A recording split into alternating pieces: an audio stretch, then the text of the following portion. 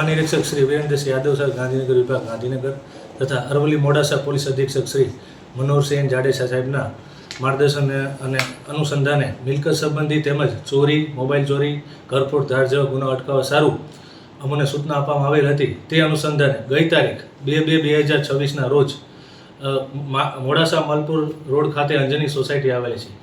તે સોસાયટીમાં અન્ય અજાણ્યા 5 થી 6 ઇસમોએ 2 મકાનોના તાળા તોડેલા, ત્યાંથી ચોરી કરી તેઓ જે ત્રીજા મકાનમાં જ્યારે ચોરી કરવા માટે ગયા ત્યાં ઓલરેડી ફરિયાદી તથા તેમના બાળકો સાથે સૂતા હતા.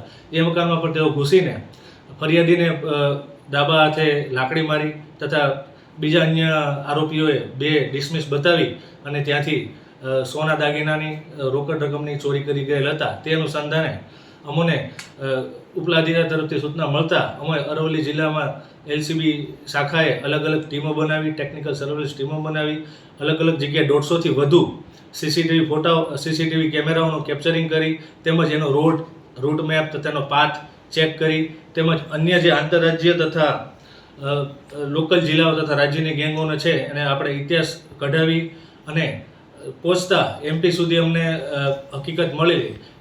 તે અનુસંધાને અમે અમારા 2 લોકલ એલસીબીના કોન્સ્ટેબલોને ત્યાં આગળ મોકલેલા અને ત્યાં પોતાનું સર્ચિંગ કરતા ભૌગોલિક પરિસ્થિતિ વાકેફ થયેલા. ત્યારે અમને ચોક્કસ માહિતી મળી કે સદર ચોરીનો કરનાર ઇસમ એમપી ગેંગનો માણસ છે, જે રાજકોટથી મોડાસા ખાતે આવનાર હોય.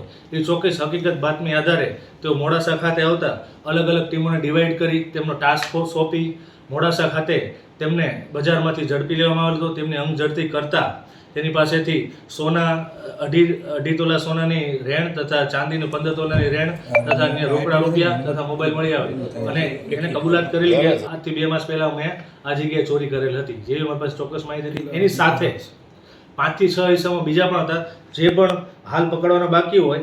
તેમનો પણ ગુનાહિત ઇતિહાસ બહુ ગંભીર છે. સદર જે અમે આરોપી પકડ્યો છે જેનું નામ છે લાલુભાઈ ભીલ કરીને છે, જે કુક્ષી ધાર મધ્યપ્રદેશ જિલ્લાનો છે.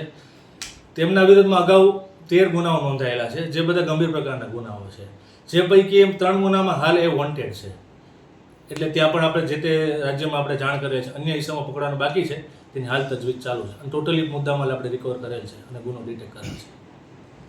સર, આ ચોરીના જે પણ ગુનેગારને પકડ્યો છે અને આગામી જે ફરાર ગુનેગારો છે, ભૂતપૂર્વ સમયની અંદર જ્યારે પણ મોડાસાના અરવલ્લી વિસ્તારોની અંદર ચોરીઓની અંદર કોઈ કનેક્શન બહાર આવે એવું કોઈ શક્યતાઓ ખરી? હા, એ તપાસ ચાલુ છે, પણ આ લોકોના જેટલા જે પણ ગુના પણ છે જે મોસ્ટલી બધા મધ્યપ્રદેશ જિલ્લાના જાણે આવેલ છે.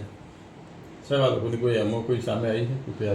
ખાસ કરીને આ લોકોની એમાં એવું છે 5 થી 6 જણાની ટુકડી સાથે આવે છે અને જ્યાં પણ જે બંધ મકાનને ટાર્ગેટ વધારે કરતા હોય છે. પણ જ્યારે એવું લાગે કે આ જગ્યાએ જેને ખેતરના ભાગે જે મકાનો હોય છે જ્યાંથી જેને ભાગી છૂટવાનો, નાસી છૂટવાનો ઇઝી મોકો મળતો હોય છે, એ લોકો ઘરમાં ઘૂસીને પણ કોઈ પણ અંદર એસોલ્ટ કરી શકે છે અને ત્યાંથી લૂંટધાડ કરી શકે છે. એટલે પરપ્રાંતીય ટોળકી જ છે કે જે આવી રીતના મકાનોને ટાર્ગેટ કરી રહી છે? હા, પરપ્રાંતીય ટોળકી જ છે અને આ લોકોના વિરુદ્ધમાં 24 ગુનાઓ ઓલરેડી નોંધાયેલા છે, જેમાં આર્મ્સ એક્ટના ગુનાઓ પણ સામેલ છે અંદર.